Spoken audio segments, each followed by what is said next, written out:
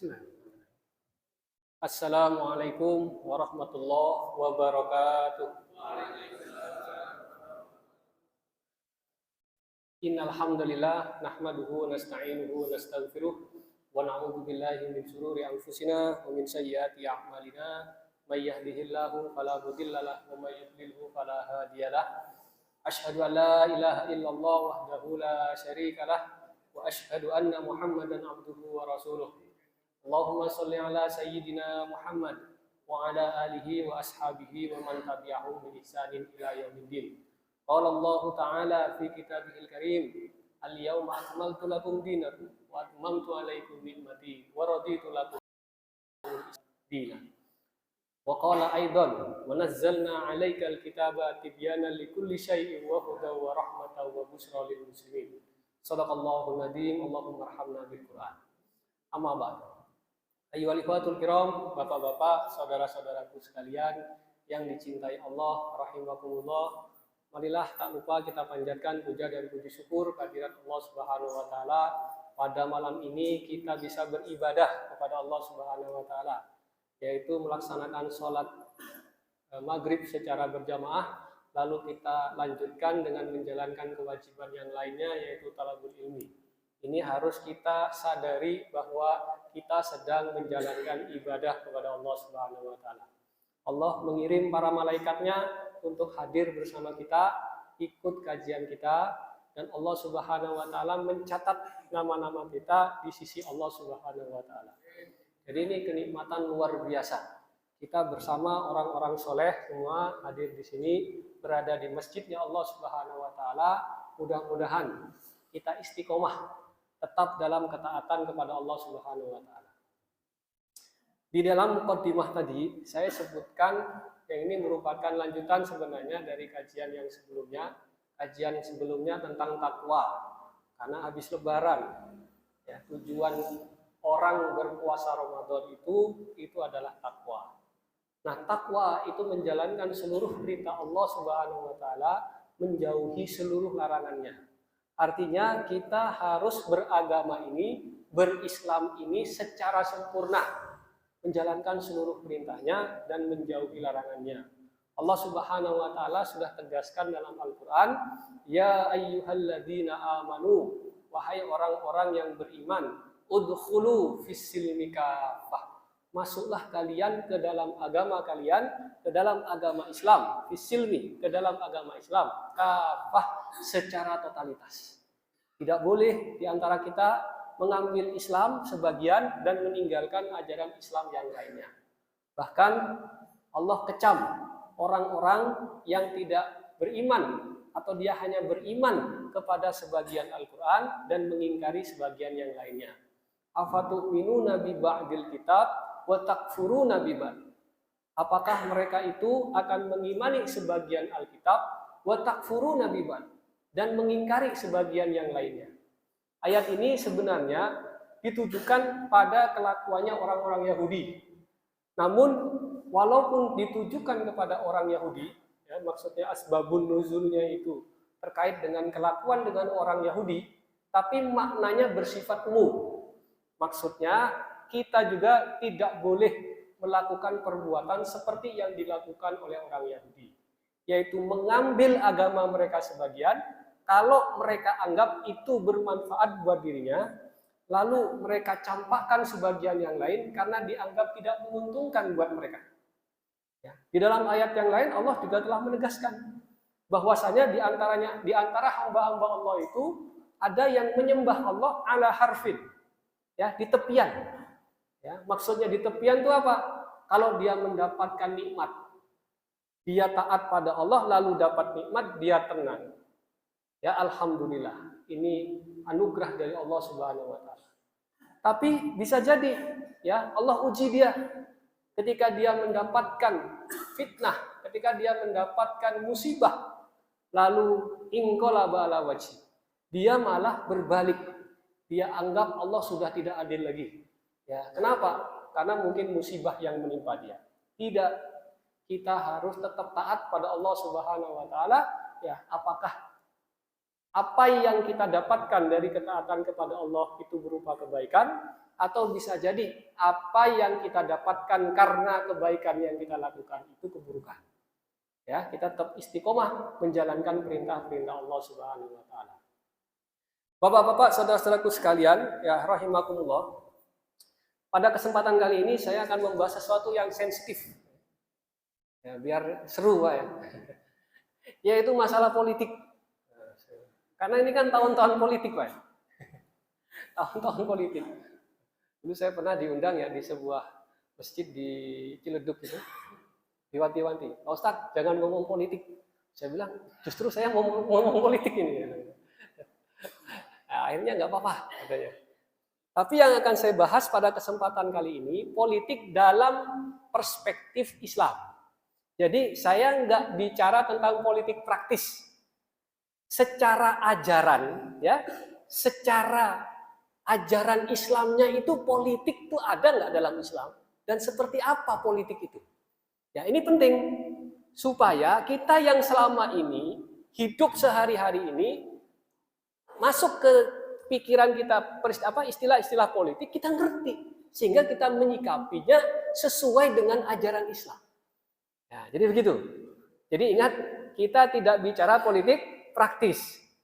Jadi jangan tanya nanti jadi nggak boleh ada pertanyaan nih. Pak Ustadz milih mana? Ganjar, Anies atau Prabowo? Jangan. Ya saya jawab. Kita bicara politik secara normatif dalam ajaran Islam, politik itu seperti apa? Nah, itu yang kita bahas ya. Karena ini masjid, Pak, ya. Bicara politik dari perspektif Islam ya harus kita lakukan. Kenapa? Karena Islam mengatur masalah itu. Tadi saya sudah tegaskan, Pak ya. Allah tegaskan bahwasanya agama Islam ini ngatur seluruh aspek kehidupan kita. Allah berfirman, "Wa nazzalna 'alaikal kitaba tibyanan likulli syai'." Dan kami menurunkan Alkitab, kami menurunkan Al-Qur'an, tibyanan likulli syai'. Menjelaskan segala sesuatu. Semuanya sudah dijelaskan oleh Allah Subhanahu wa taala. Ya. Setelah itu apa? Allah sebutkan wa hudaw wa rahmah. Dan Islam itu bukan hanya penjelasan, tapi dia menjadi petunjuk hidup. Harus kita jalankan. Ya, bukan hanya sekedar penjelasan, tapi harus kita jalankan. Wa hudaw wa rahmah, dan itu menjadi rahmat. Ya, kita sering dengar kan, wa ma arsalnaka illa rahmatan lil alamin. Jadi Rasulullah ini diutus untuk menjadi rahmat untuk alam semesta. Maka kalau kita tahu atau kita dengar ajaran Islam, itu bukan untuk memecah, tapi justru ajaran Islam itu rahmatan lil alamin. Allah sebut di sini wa hudaw wa rahmah. Ya, dia menjadi rahmat. Ya. Nah, jadi bapak-bapak, saudara-saudaraku sekalian yang dicintai Allah Subhanahu wa taala, kadang kita juga merasa minder kalau kita mau menggunakan Islam sebagai landasan dalam analisa-analisa politik kita. Kenapa? Karena seringkali kita terus dibilang melakukan yang namanya politik identitas. Ya. Kalau kita bicara politik, kadang-kadang ada yang bilang apa? Jangan bawa-bawa agama. Ya. Atau juga ada yang menyebutkan kalau kita ngomong politik intoleran. Kalau kita bicara tentang politik dalam ajaran Islam. Nah, kita akan coba untuk kaji ini ya, kita luruskan. Ya, referensi saya itu Mafahim dalam kitab Mafahim Siyasi. Jadi Mafahim Siyasi ini adalah kitab tentang politik, ya, pemahaman politik dalam Islam. Ya. Imam Ibnu Taimiyah itu juga menulis kitab namanya Siyasah Asy-Syar'iyyah. Ya. Politik yang syar'i. Ya, jadi kalau Bapak-bapak, emang ada sih politik dalam Islam seperti apa? Imam Ibnu Taimiyah mana nulis sebuah kitab, ya. Kitabnya itu judulnya adalah As-Siyasah Asy-Syar'iyyah. Ya, politik Islami. Nah, kita belum tahu mungkin Pak ya. Yang kita kaji mungkin Safinatun Najah, Fathul Qorib, ya semuanya itu adalah fikih-fikih ibadah. Tapi fikih politik kita nggak tahu. Ya jarang disampaikan. Ya. Mungkin khawatir juga ya. Ya, khawatir nanti kalau politik ini politik identitas. Nanti kalau politik ini intoleran, ya.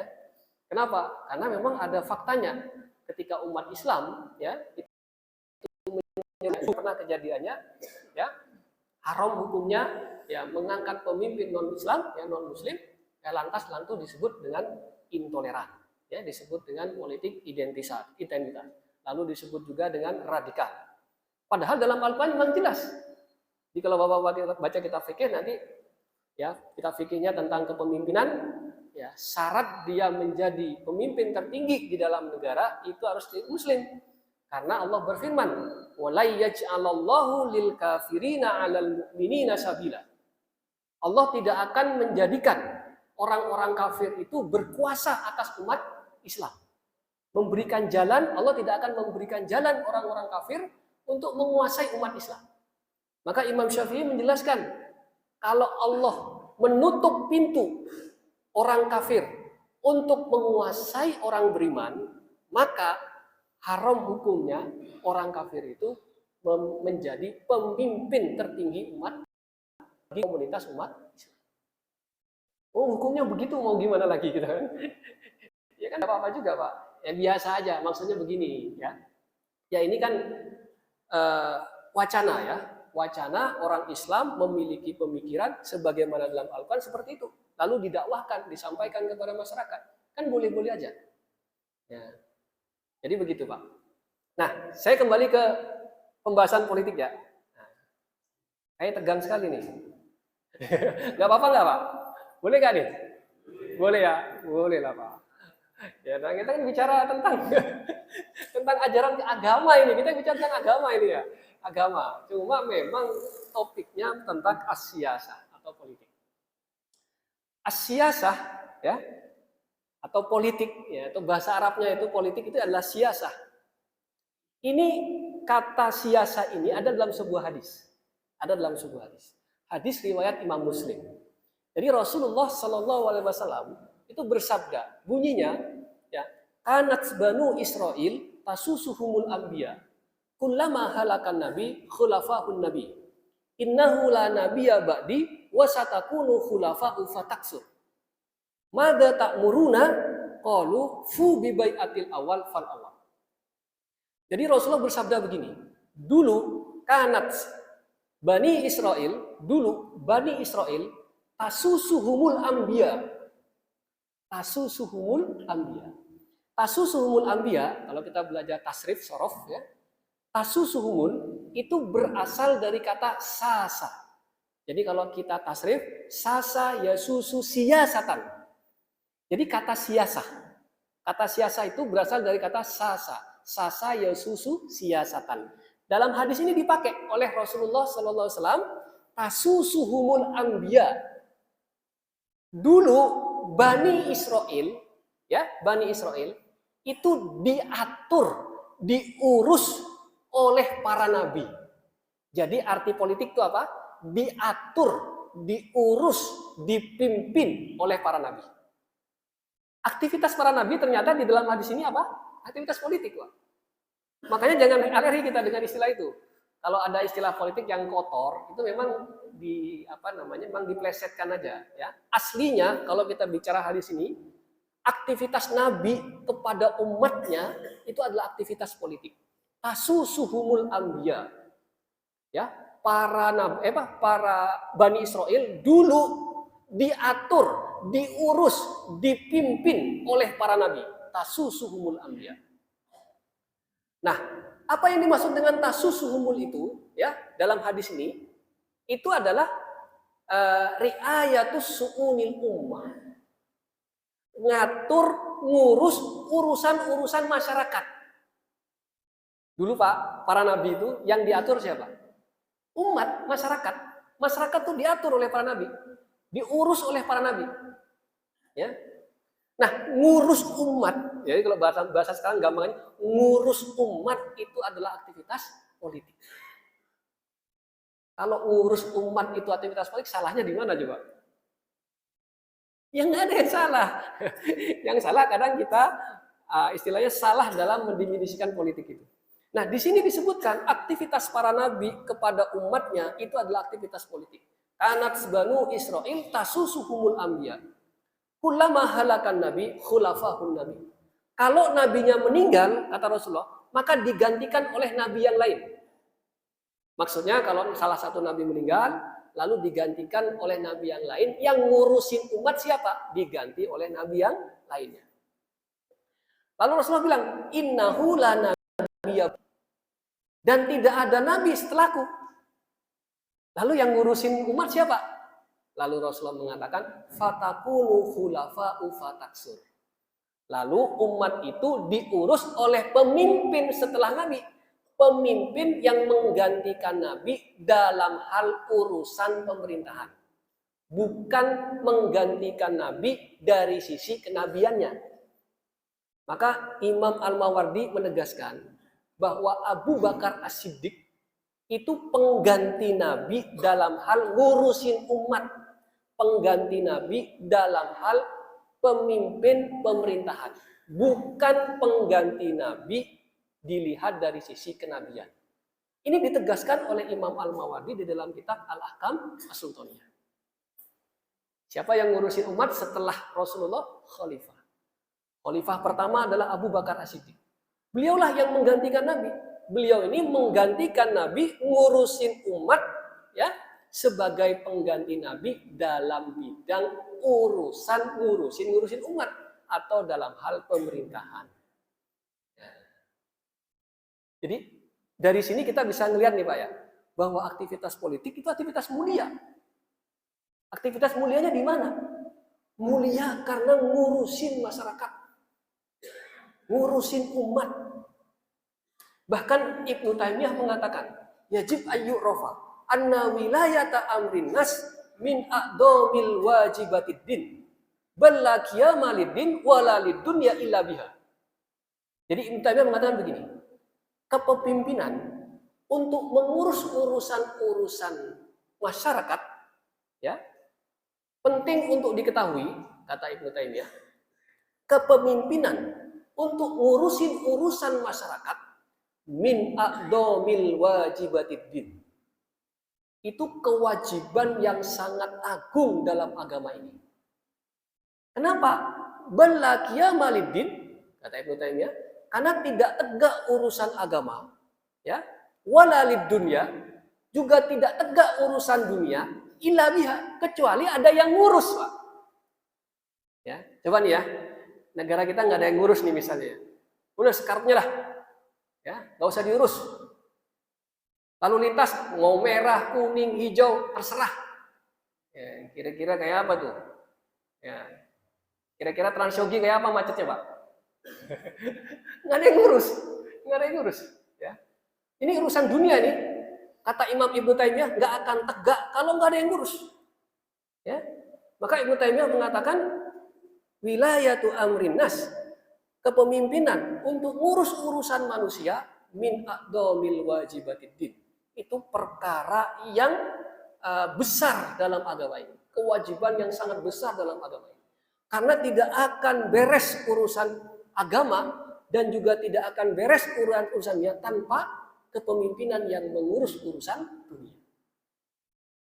Nah, maka tidak heran Allah Subhanahu wa taala ya, itu memberikan kemenangan bagi pengurus ya, bagi pemerintah ya, bagi pemimpin yang mengatur urusan-urusan umat untuk ditaati.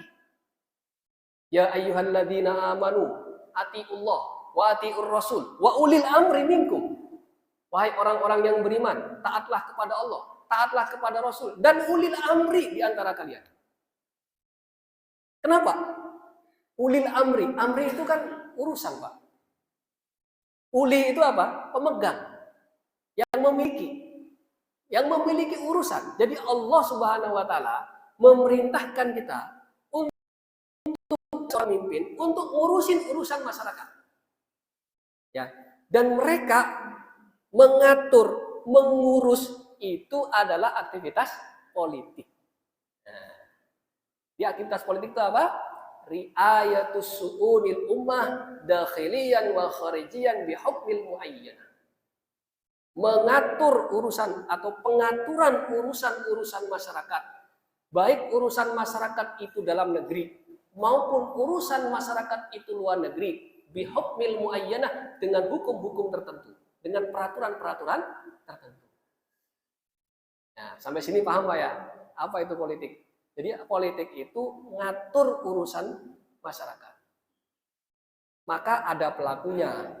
Pelakunya itu adalah pemerintah, ulil amri Dalam Al-Quran disebut dengan ulil amri ini adalah pelaku aktif, pelaku yang secara pragmatis melakukan pengaturan terhadap urusan-urusan masyarakat.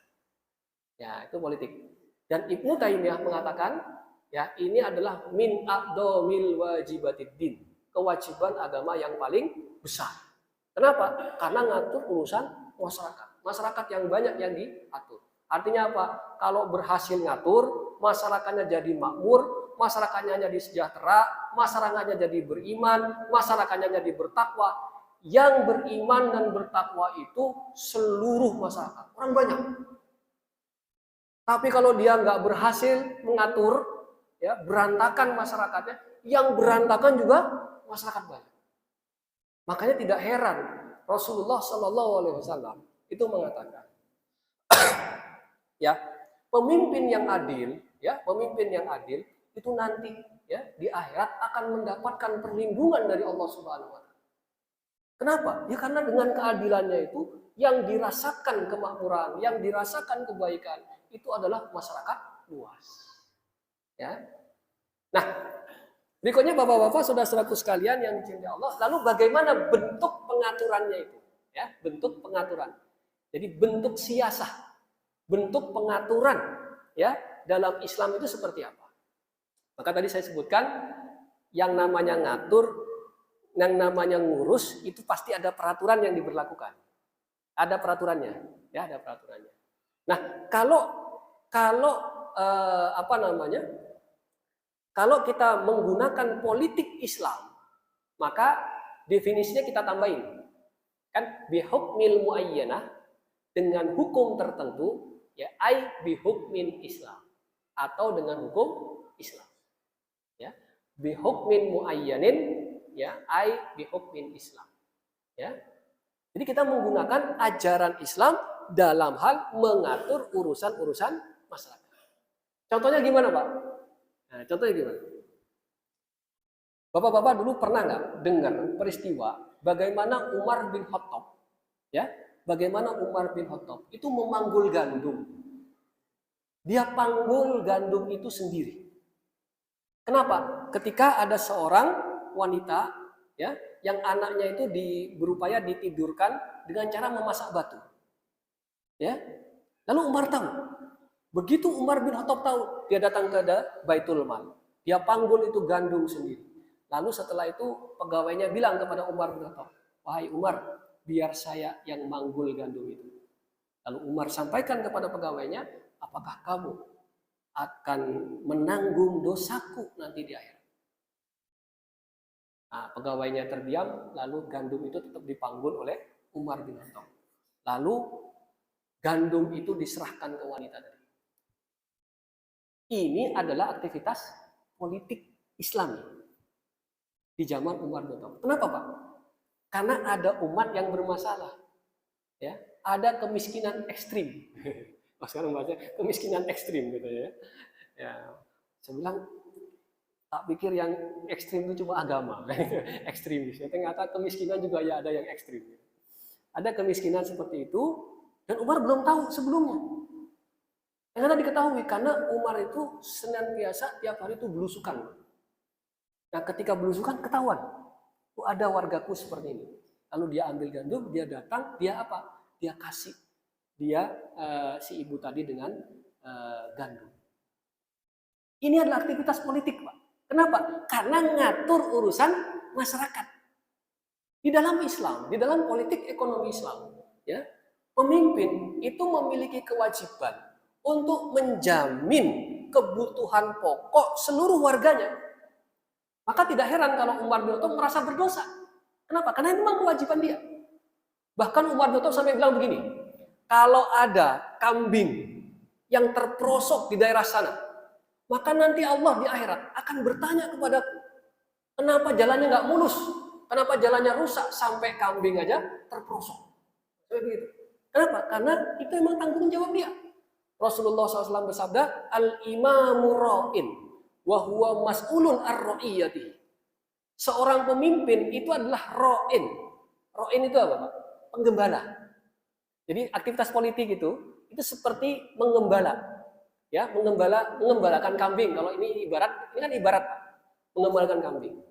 Jangan sampai kambingnya kelaparan. Jangan sampai kambingnya hilang. Jangan sampai kambingnya terperosok. Ya, maka si penggembala itu apa? Ro'in itu dia harus ngatur tuh. Jadi Rasulullah mengibaratkan pemimpin itu seperti ro'in. Ro'in itu penggembala, ya, pelayan. Al-imamu ro'in, kata Rasulullah. Imam itu ro'in. Wa huwa mas'ulun ar-ro'iyati. Dan dia, kata Rasulullah SAW, pemimpin itu mas'ulun. Nanti mas'ul itu kan akan ditanya. Ya. Kalau diterjemahan biasanya diterjemahin gimana? Mas'ulun itu penanggung jawab. Aslinya, ya, mas'ulun itu nanti dia yang akan ditanya oleh Allah Subhanahu wa taala an ar-ra'iyati, atas kepemimpinannya. Makanya tidak heran kalau Umar bilang begitu. Ini emang kamu yang bakal nanggung dosaku gitu ya. Ya, ketika dia bilang kambing saja terperosok, itu dia akan ditanya oleh Allah. Karena dia mas'ulun. Karena dia mas'ulun ar-ra'iyati. Maka seorang pemimpin kalau dalam Islam melakukan politik Islami yang sesuai dengan agama Islam, dia akan menjamin kebutuhan pokok seluruh warganya. Nah, itu namanya politik. Tapi dalam konteks ini politik dalam ekonomi, ya, yaitu menjamin kebutuhan pokok seluruh warga. Begitu juga begini Pak, ketika Rasulullah SAW datang kepada Rasulullah, ya, namanya Abyad bin Hamal. Jadi ada sahabat Nabi namanya Abyad bin Hamal. Abyad bin Hamal datang kepada Rasulullah. Ya Rasulullah, saya minta, ya, konsesi tambang garam atau pengelolaan tambang garam. Ya, tambang garam itu apa? Ya, tambang isinya garam, diambil, dikeruk. Kalau di Madura itu tambak garam. Itu kan air laut dialirkan, gitu ya, lalu dijemur, jadilah garam. Ya, kita konsumsi sekarang itu kan tambak dari Madura. Ya, itu tambak garam. Nah, ini tambang garam, Pak. Kok tambang kayak batu bara? Ya, kayak batu bara. Jadi di Australia, ya, di tempat-tempat lain di luar, garam itu tambang, Pak. Tambang. Termasuk di Arab sana, ya. Sahabat ini Abyad bin Hamal namanya nanya kepada ya Rasulullah, saya ingin tambang garam, ya, tambang garam di daerah sana. Itu kata Rasulullah, ya udah, itu silahkan kamu pakai, silahkan kamu miliki. Ya. Kenapa nanya begitu Pak, sahabat ini? Karena Rasulullah posisi saat itu sebagai pemimpin. Rasulullah ngatur urusan umat. Ketika ada umatnya nanya, ya Rasulullah, saya ingin tambang garam di daerah sana. Ya, kata Rasulullah, ya udah, buat kamu. Terus ada sahabat lain, sahabat Nabi yang komplain, ya, kepada Rasulullah. Ya Rasulullah, apa yang kau berikan kepada Abyad bin Hamal kalma'il iddu, seperti air yang mengalir. Maksudnya tambangnya ini jumlahnya sangat besar.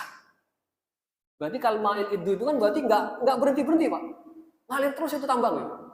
Jadi diambil ada. Mungkin kayak batu bara kalau di Indonesia, ya. Ya. Makanya orang terkaya di Indonesia itu pengusaha tambang batu bara.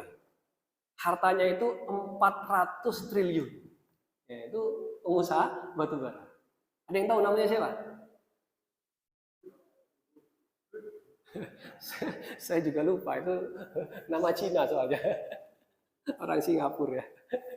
Itu tambang garam, ya. Apa namanya? Pengusaha batu bara, ya, dari Singapura. Ya, itu ngeruk batu bara di Indonesia. Orang terkaya di Indonesia. Nah, ikhwan fillah rahimakumullah. Lalu Rasulullah katakan, kalau gitu yang saya berikan tadi kepada Abyad bin Hamal, tarik kembali. Ambil kembali. Ya, ambil kembali.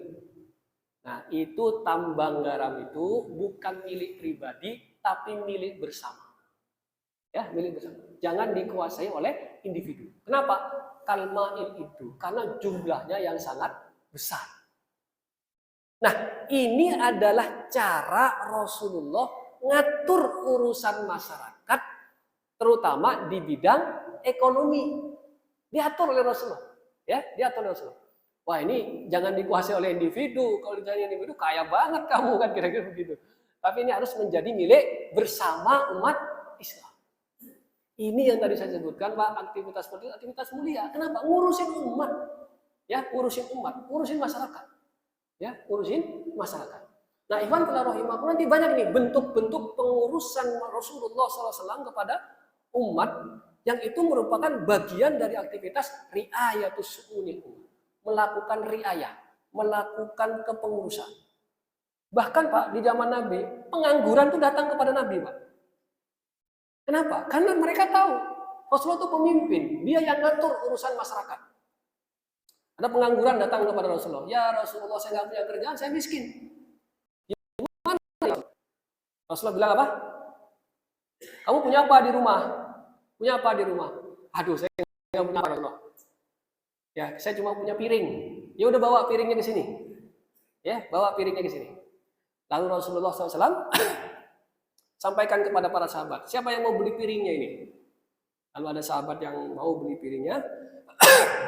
Lalu separuh, ya Rasulullah perintahkan untuk dimakan dia dan keluarganya. Separuh dibelikan kapak oleh Rasulullah, disuruh dia itu mengambil kayu bakar dan menjualnya.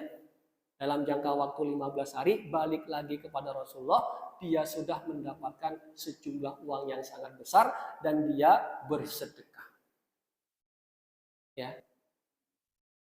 Makanya Imam Al-Ghazali, Pak, ini Imam Al-Ghazali ya, mengatakan begini, wajib bagi imam, wajib bagi pemimpin memberikan pekerjaan kepada warganya yang membutuhkan.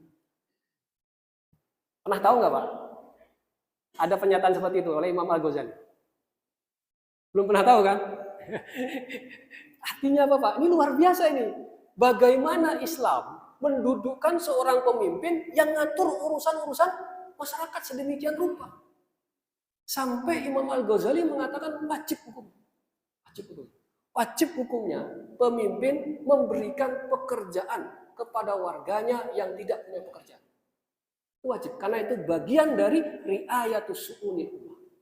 Maka tadi bilang ini pemimpin yang adil, yang menjalankan Islam dalam melakukan mengatur urusan-urusan masyarakat, nanti dia akan mendapatkan perlindungan di sisi Allah Subhanahu wa taala. Dia akan mendapatkan naungan di sisi Allah Subhanahu wa taala. Karena dengan keadilannya itu, masyarakat akan mendapatkan solusi-solusi dari permasalahan yang mereka hadapi. Nah, ini baru terkait dengan ekonomi. Nanti banyak Pak, contohnya di zaman Rasulullah SAW. Lalu berikutnya, ya, sebelum saya masuk, saya akhiri. Berarti kan politik itu aktivitas mulia, mengatur urusan-urusan umat, pelakunya adalah imam, pelakunya adalah pemimpin. Pertanyaan berikutnya, lalu umat ini aktivitas politiknya apa? Nah, kita ini Pak, ya, kan itu pemimpin yang melakukan. Umat ngapain? Nah, umat dalam kitab Mafahim Siyasi itu disebutkan, umat itu memiliki kewajiban untuk melakukan amar ma'ruf nahi munkar ketika pemimpin melakukan kesalahan. Ya, itu aktivitas politik yang dilakukan oleh umat. Dan kalau kita lihat dalam ayat-ayat Al-Qur'anul Karim ataupun hadis Nabi Muhammad SAW, itu banyak bertebaran hadis-hadis yang memerintahkan kita untuk melakukan koreksi, untuk melakukan dakwah kepada mereka agar mereka kembali kepada Islam. Contohnya Rasulullah SAW bersabda, afdolul jihad kalimatin hak inda imamin jairin. Seutama-utama jihad, kata Rasulullah SAW, kata yang benar di hadapan sultanin jairin, di hadapan penguasa yang dolim.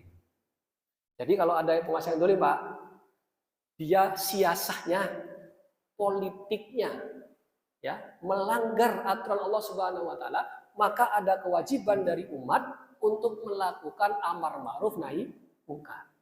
Ingat, kita ini politiknya jangan nyebar hoak, Pak. Tapi kita ini politiknya amar ma'ruf nahi munkar. Politik kita itu adalah politik dakwah, menyeru orang, menyeru penguasa agar taat pada Allah. Ya. Pernah kejadian nggak?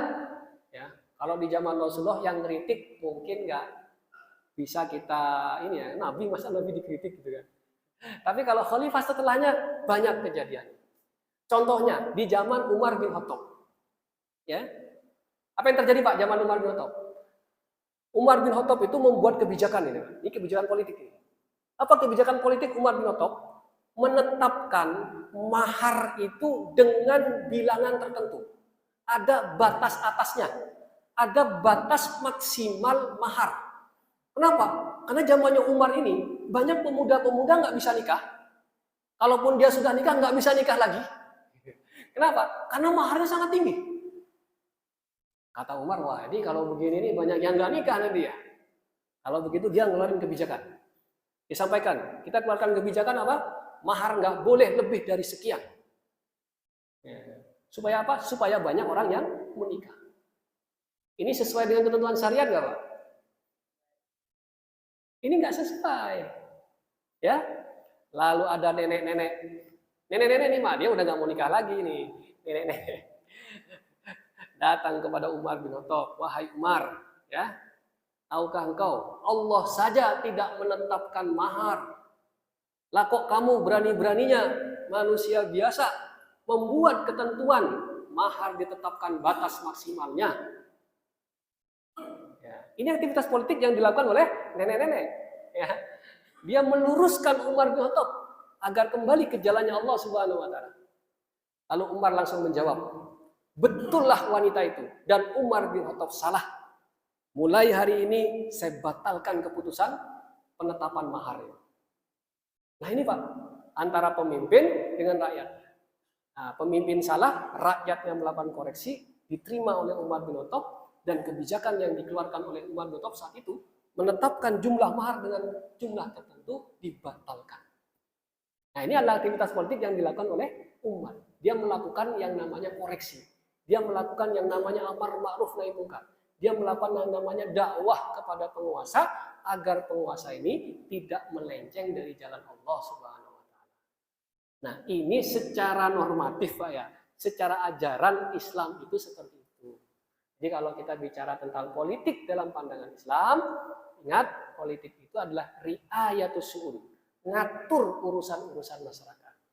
Ya. Yang ngatur siapa? Yang ngatur itu ulil amri. Yang ngatur itu adalah pemerintah. Maka Allah Subhanahu wa taala kasih kewenangan kepada pemerintah untuk ditaati. Sebab kalau nggak ditaati gimana kan gitu kan?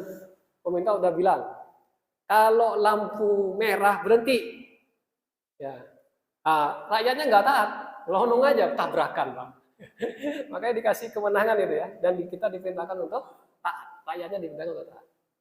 Tapi jangan lupa ya, fa in tanaza'tum bi syai'in farudduhu ilallah war rasul. Jadi kalau ada persengketaan, ada perselisihan, ada penyimpangan terhadap syariatnya Allah Subhanahu wa taala, farudduhu ilallah war rasul. Ya, jadi nanti ada amar ma'ruf nahi munkar yang dilakukan oleh rakyat agar penguasa yang melakukan politik secara Islami tadi kembali ke jalannya Allah Subhanahu wa taala dengan dakwah. Kira-kira secara normatif, secara teoritis Islam itu politik dalam Islam itu seperti itu. Ya. Mudah-mudahan bisa dipahami ya, mudah-mudahan bisa dipahami. Mungkin ada pertanyaan silahkan. Ya, biar seru nih. Biasanya kalau masalah ini nggak seru nih. Gimana Pak? Ada yang bertanyakan? Oh ya, silakan Pak Agus.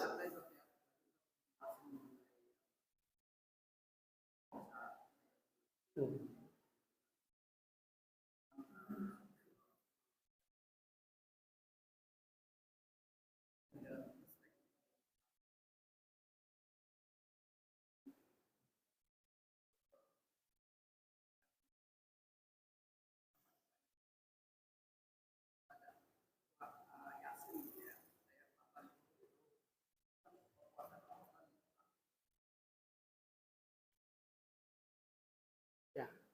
Ini pertanyaannya mancing-mancing ke politik praktis ini. Jadi ini yang saya tetap menjawab dari sisi normatifnya saja Pak ya. Dalam surat Al-Maidah itu yang tadi saya bacakan, ya ayyuhalladzina amanu atiullah wa atiur rasul wa ulil amri minkum. Ya, itu secara faidah itu ada dua hal. Yang pertama, ya, faidah yang pertama, kita wajib hukumnya punya pemimpin. Wajib itu hukumnya. Kenapa? Kan gini, kita diperintahkan oleh Allah untuk taat. Berarti kan harus ada yang ditaati kan? Nah, gitu kan? Harus ada yang taati. Kalau nggak ada yang taati, taat sama siapa kita? Maka ayat ini yang pertama, hukumnya wajib mengangkat seorang pemimpin. Yang kedua,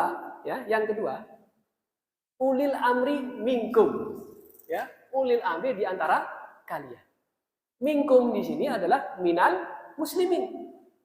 Ya. Maka yang namanya ulil amri itu harus dari kalangan umat Islam. Lalu berikutnya, ya, apa yang dilakukan oleh ulil amri? Ulil amri itu tidak boleh keluar dari ketaatan kepada Allah dan Rasulnya. Maka di depan, Pak, di awal ini Allah tegaskan, ya ayyuhalladzina amanu atiullah. Wahai orang-orang yang beriman, taatlah kalian kepada Allah. Wa atiur rasul. Ayat ini menegaskan ketaatan kepada Allah dan ketaatan kepada Rasul itu ketaatan yang sifatnya mutlak. Mutlak, Pak. Ya, taat pada Allah dan taat pada Rasul itu ketaatan yang mutlak. Tapi ketaatan kepada ulil amri, Allah tidak menggunakan kata atiu. Langsung wa ulil amri minkum. Artinya apa? Ketaatan kepada ulil amri bukan ketaatan yang mutlak. Kalau ulil amri itu menyimpang dari Islam, misalnya ulil amrinya itu menghalalkan homer. Bukan berarti bagi umat Islam homer itu halal. Bahkan ulil amrinya bilang halal. Berarti buat kita juga halal. Haram, Pak, tetap haram. Ya, maka la ta'ata li makhlukin fi maksiatil khaliq. Jadi walaupun ulil amrinya menghalalkan yang haram, tidak boleh kita taat pada perkara yang memang dilarang kita untuk melakukan kemaksiatan itu. Maka tidak boleh ada ketaatan kepada siapapun dalam hal bermaksiat kepada Allah Subhanahu wa taala. Maka kata wa ulil amri minkum itu bukan ketaatan yang sifatnya mutlak. Ketaatan hanya ketika mereka ulil amri itu tidak menghalalkan yang haram dan mengharamkan yang halal. Begitu, Pak. Ini secara normatif begitu, Pak Agus, ya. Nah, terus yang terakhir, ya tadi kaitannya dengan soal Al-Maidah juga yang rame-rame dulu itu. Ya memang secara hukum fikih, ya memang nggak boleh pemimpin tertinggi, tapi kalau pemimpin perusahaan boleh. Ini kan pemimpin kenegaraan, kekuasaan. Ya Rasulullah SAW dalam Al-Quran ya. Tapi dalil yang dipakai para ulama itu bukan Al-Maidah itu, bukan nama Al-Maidah 51. Tapi yang dipakai oleh para ulama, dalil haramnya pemimpin itu dari kalangan orang kafir.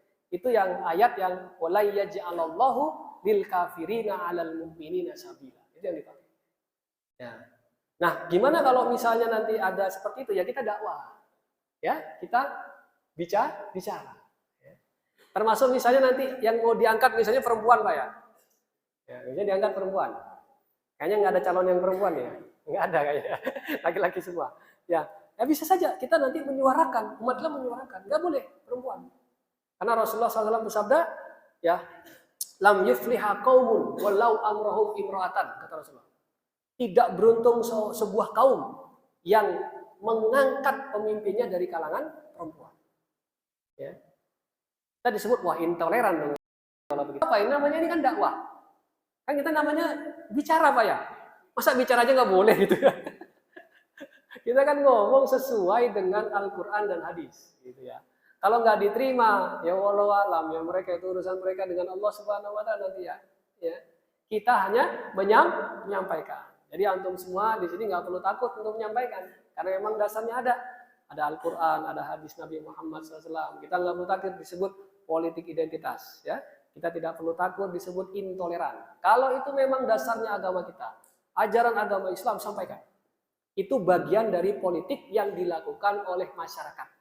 Ya, berarti yang dilakukan oleh masyarakat. Kita dia ibu-ibu tadi ngomong sama Umar bin Khattab. Nah, itu bagian dari politik yang dilakukan oleh wanita saat itu, bahkan wanita yang disampaikan kepada Umar bin Khattab yang membuat kebijakan di mana kebijakannya itu tidak sesuai dengan ketentuan syariat. dia menetapkan mahar dengan batasan jumlah tertentu. Nggak boleh. Nggak boleh. Mahar itu urusannya, haknya wanita. Jadi kalau bapak-bapak misalnya mau kawin lagi, ya kan di sini udah tua semuanya, mau kawin lagi ya, terus minta mahar yang tinggi, ya, minta mahar yang tinggi, ya itu hanya wanita. Suka-suka saya kata dia, ya boleh, itu hanya wanita, ya, nggak boleh ditetapkan, tapi menganjurkan boleh. Ya jangan tinggi-tinggi. Ada hadis lain ini dari Nabi. Apa hadisnya? Sebaik-baik wanita yang maharnya rendah. Nah gitu, sampaikan begitu. Sehingga dia nanti menurunkan maharnya. Ya tapi nggak begitu juga Pak ya. Jadi intinya kita menyampaikan ajaran agama ini untuk diterapkan, ya, bukan untuk konflik dan lain sebagainya. Ya, kita semata-mata yaitu dari Allah, ya udah kita sampaikan seperti itu apa adanya yang memang datang dari Allah. Ya, mudah-mudahan apa yang saya sampaikan ada manfaatnya. Kita sebagai orang Islam ini berislam secara kafah, jangan separuh-saruh, jangan juga menjadi seorang yang sekuler, ya. Ya, dalam posisi kita sebagai masyarakat ini, ya, secara politik, ya, itu berkewajiban untuk melakukan apa yang disebut dengan istilah amar ma'ruf nahi munkar. Jadi kita menyampaikan yang benar sesuai dengan ajaran Islam. Kalau gagal, kalau nggak didengar, ya juga nggak apa-apa. Karena itu bukan urusan kita, tapi urusan pemegang kekuasaan itu dengan Allah Subhanahu wa Ta'ala. Ya, mungkin begitu Pak ya. Udah masuk Isya ya? Masih ada pertanyaan? Atau cukup ya? Cukup ya? Ya cukup karena waktunya sudah memang mepet dengan Isya. Mari kita tutup kajian kita pada malam ini dengan membaca membaca doa penutup majelis. Subhanakallahumma wa bihamdika asyhadu an la ilaha illa anta astaghfiruka wa atubu ilaik. Billahi taufiq wa hidayah. Assalamualaikum warahmatullahi wabarakatuh.